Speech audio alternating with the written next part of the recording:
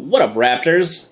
Today we're doing a LEGO review. It was originally going to be a Let's Build, but due to technical difficulty, the video didn't actually turn out how I wanted it to. So instead, I'm still going to have some of the video, of the original video, but I've actually sped it up about 1100%, so it's more of a time-lapse video now, and unfortunately you don't get to see the entire thing being built, because the video had cut out at 40 minutes, or 44 minutes.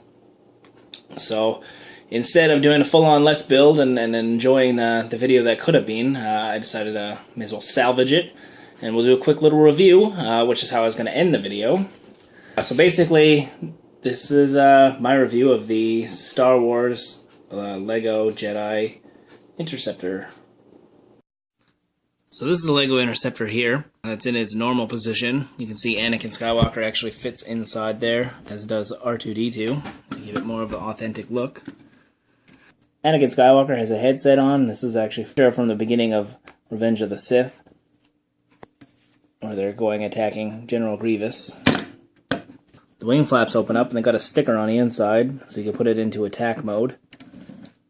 It's pretty cool. There's also missiles that shoot out the bottom there. R2-D2 is a cool little figure. I wouldn't be surprised if one day he ends up in a future season of Coffee Table Playtime. A closer look at Anakin. He's got a pretty good print on his chest. The headset looks pretty good there too. And he also has a face on the back, so you can see he's determined or just being a angry little Padawan. All in all, it's a pretty cool figure. All in all, it was a pretty big LEGO set, or medium scale, I guess.